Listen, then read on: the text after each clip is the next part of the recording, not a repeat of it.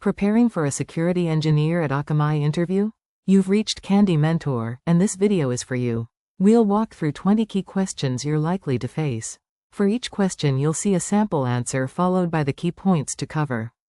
Subscribe, like, and share, and drop a topic request in the comments. Question 1. How would you design a system to detect and mitigate a large-scale DDoS attack at Akamai's edge?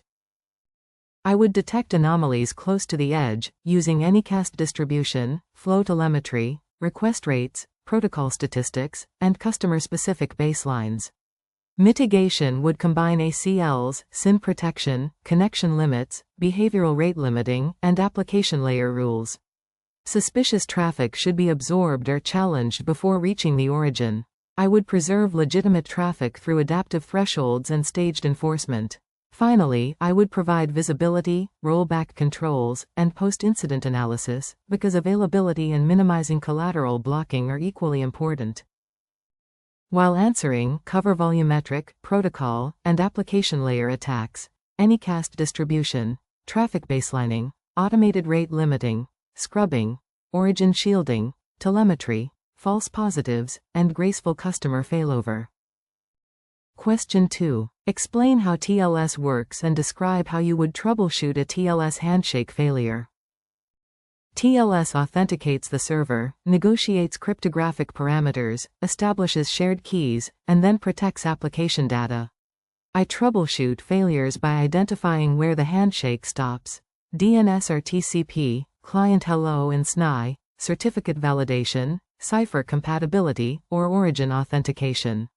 I inspect timestamps, certificate chains, supported protocol versions, trust stores, and packet captures.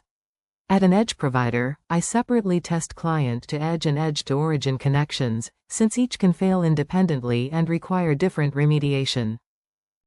Make sure to cover certificate chains, SNI, key exchange, cipher negotiation, protocol versions, hostname validation, OCSP, clock problems, packet captures, logs, and differences between client-edge and edge-origin handshakes. Question 3. How would you secure a web application firewall without creating excessive false positives? A WAF should combine broadly useful managed rules with application-specific policies rather than blocking every unusual request.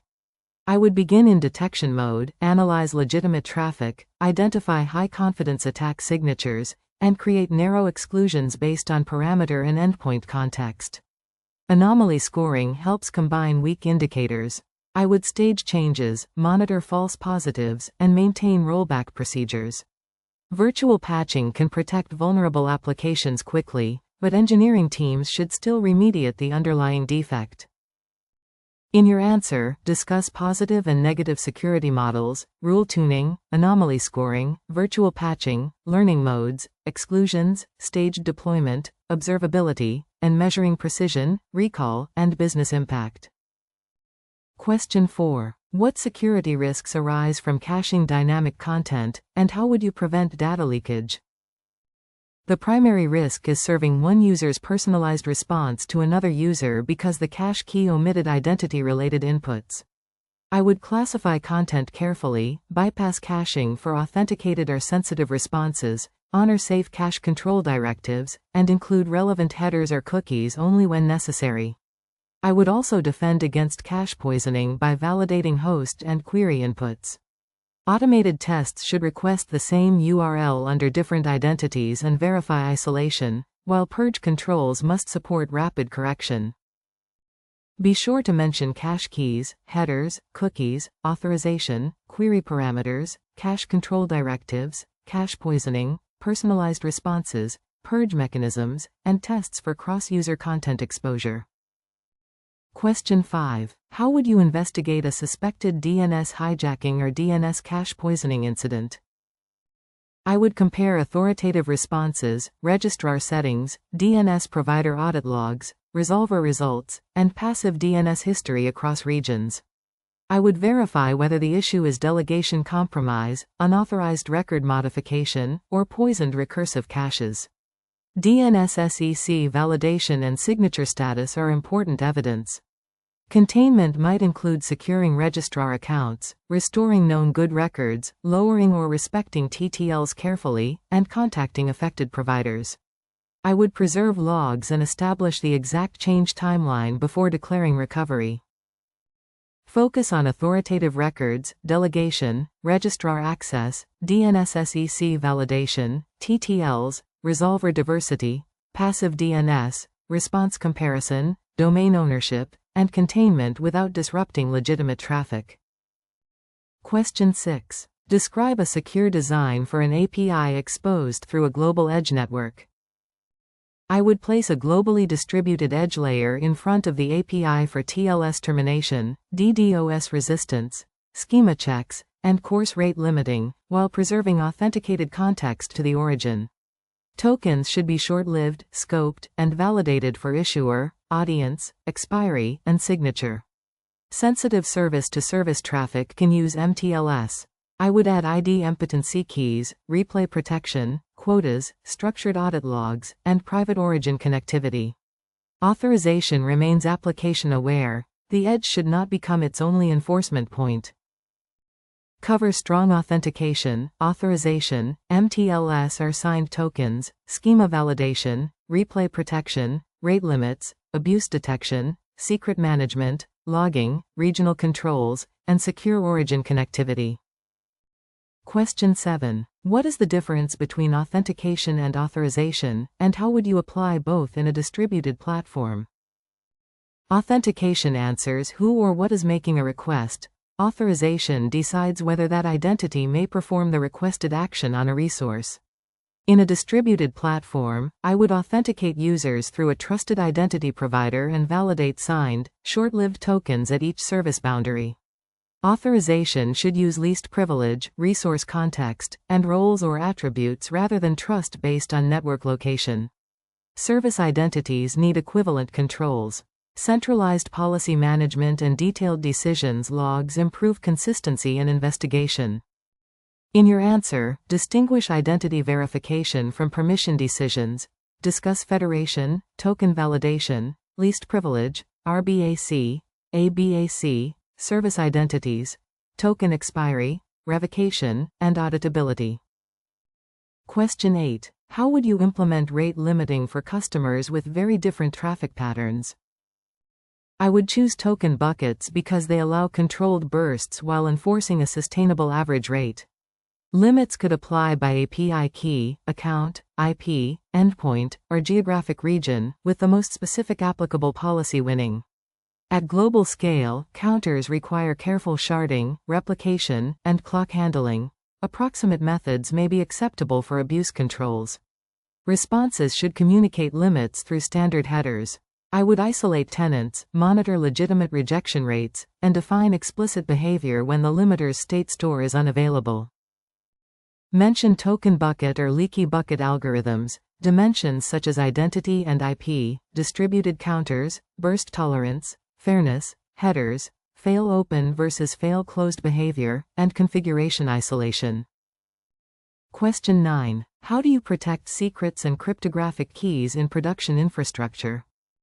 Secrets should live in a dedicated manager or HSM-backed service, never in repositories, images, tickets, or logs.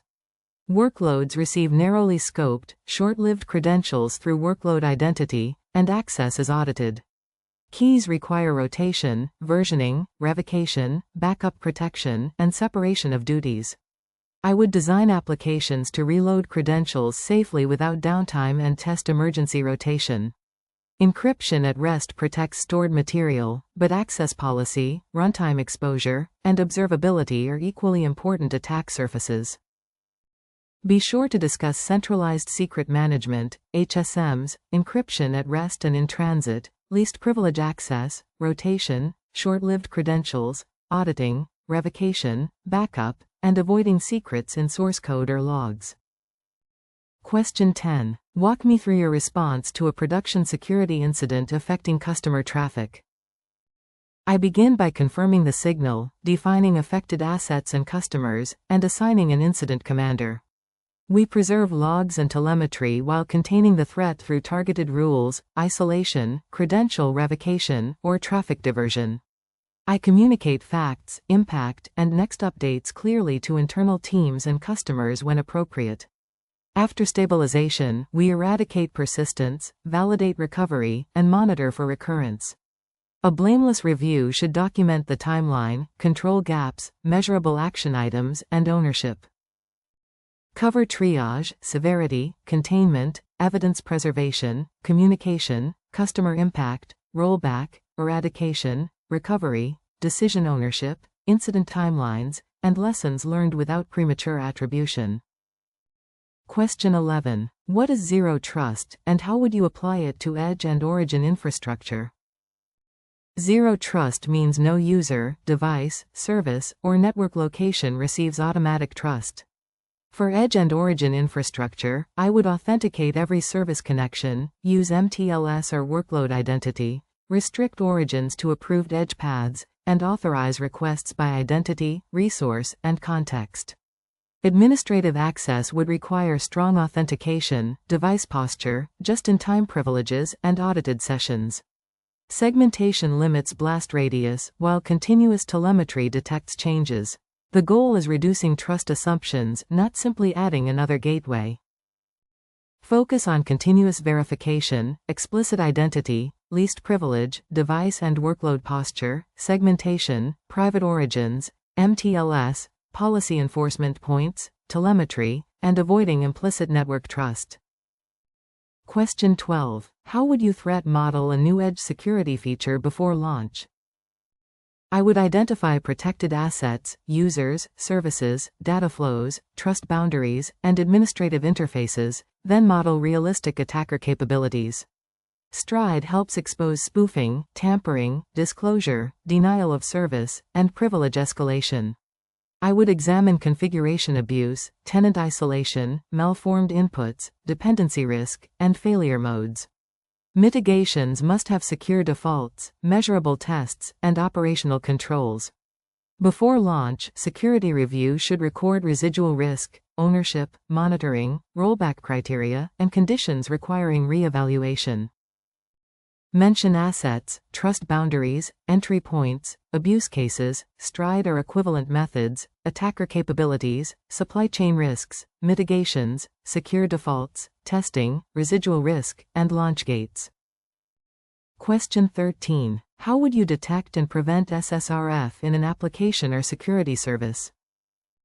I would avoid accepting arbitrary URLs whenever possible and use an ALO list of schemes, hosts, ports, and destinations. Parsing must use a trusted library, normalize IP representations, and revalidate after DNS resolution to address rebinding. Requests should block loopback, private, link local, metadata, and management ranges, including IPv6 equivalents. Redirects require repeated validation, and egress firewalls provide another barrier. I would log attempted destinations without exposing sensitive response data and test parser edge cases aggressively. Discuss ALO lists, URL parsing, scheme restrictions, DNS rebinding, redirects, private and link local ranges, metadata endpoints, egress controls, response validation, and defense in depth. Question 14. What security controls are essential in a CI/CD pipeline for infrastructure and security software? I would protect branches, require reviewed changes, scan source and dependencies, detect secrets, and run security tests before producing artifacts. Builds should be isolated, reproducible, and performed by minimally privileged runners. Artifacts need signing, provenance, and verification at deployment, with dependencies pinned and monitored. Production promotion should use policy gates and separation of duties for high-risk changes. I would also secure pipeline credentials, audit every action, and maintain rapid rollback because delivery systems themselves are privileged attack surfaces. Include branch protection, code review, dependency scanning, secret detection, SAST, DAST, signed artifacts, provenance, isolated builds, least privilege runners, deployment approvals, and rapid rollback. Question 15. How do you distinguish a real attack from a noisy anomaly in security telemetry? A single unusual metric rarely proves malicious activity. I establish baselines by customer, endpoint, geography, and time, then correlate signals such as authentication failures, request patterns, payload indicators, and infrastructure reputation. Asset criticality and attack feasibility influence priority. Enrichment from identity, deployment, and threat intelligence systems reduces guesswork. I would use confidence scoring and staged response, validate samples manually, and measure alert precision in missed incidents. Feedback from investigations should continuously tune detection logic. Be sure to cover baselines, multi-signal correlation, asset criticality, temporal and geographic context, enrichment, confidence scoring, sampling, analyst validation, and tuning alerts based on outcomes. Question 16. Explain how you would investigate a memory safety vulnerability in a high-performance network service. I would first reproduce the crash in an isolated environment and capture the smallest input that triggers it. Address sanitizer, fuzzing, debugger traces, and code review can reveal whether the issue is an out-of-bounds access, use after free, or integer error. I would assess exploitability, reachable interfaces, privileges, and affected versions without creating unnecessary weaponized detail. Remediation includes a safe patch, regression tests, targeted rollout, monitoring, and coordinated disclosure. Performance changes must not remove essential validation. Discuss reproducibility, minimal proofs of concept, sanitizers, fuzzing, bounds and lifetime analysis, exploitability, privilege boundaries, patching, regression tests, and safe disclosure. Question 17. What are the security implications of HTTP request smuggling, and how would you mitigate it? Request smuggling occurs when intermediaries disagree about request boundaries, often because content length and transfer encoding are interpreted differently. An attacker can hide a second request, poison connections, bypass controls, or affect another user. I would enforce one strict parsing behavior across edge and origin, reject ambiguous messages, normalize requests consistently, and disable unsafe connection reuse where necessary. Testing should include differential parser cases and authenticated traffic. Patching both proxy and origin components is essential. Fixing only one layer can preserve the vulnerability. Cover parser discrepancies, content length and transfer encoding ambiguity, front-end and origin differences, connection reuse, normalization, strict parsing, rejection, patching, and targeted testing. Question 18. How would you secure an organization's DNS and domain management process? I would protect registrar and DNS provider accounts with phishing-resistant MFA, separate administrative roles, approval workflows, and tightly scoped API credentials. DNS SEC should be enabled where operationally supported, with monitored key and signature health. Every record and delegation change needs immutable audit logs and alerts for unusual actors, locations, or timing.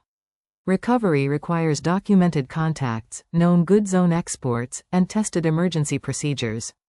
TTLs should support resilience without making incident correction unnecessarily slow.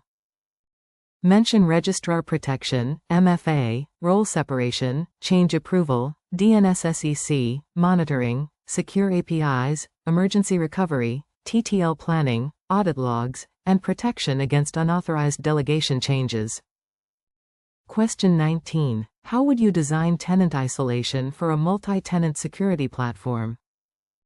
I would make tenant identity explicit in every request, policy decision, cache key, database query, log record, and asynchronous message. Authorization must be enforced server-side, with separate keys or encryption contexts where appropriate. Storage and queues need partitioning, quotas, and protections against noisy neighbors.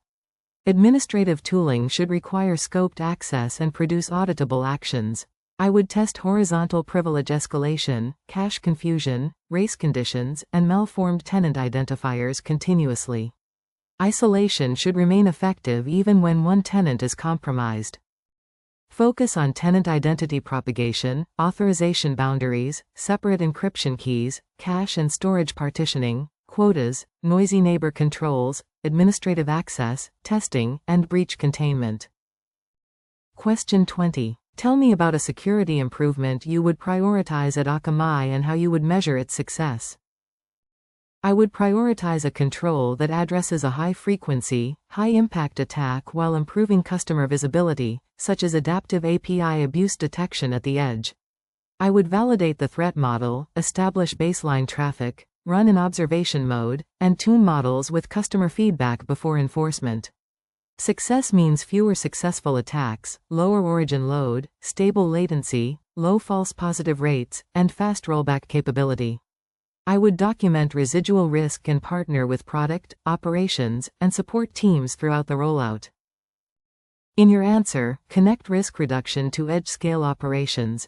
Explain prioritization, threat modeling, customer impact, rollout safety, metrics, false positives, reliability, and collaboration across security and platform teams. If you are still with us, congratulations. You are much ahead of the rest and serious about preparing for your interview. We hope we were able to add value to your preparation and create some helpful content. Do not forget to like and share this video. Your small act can do great things for us.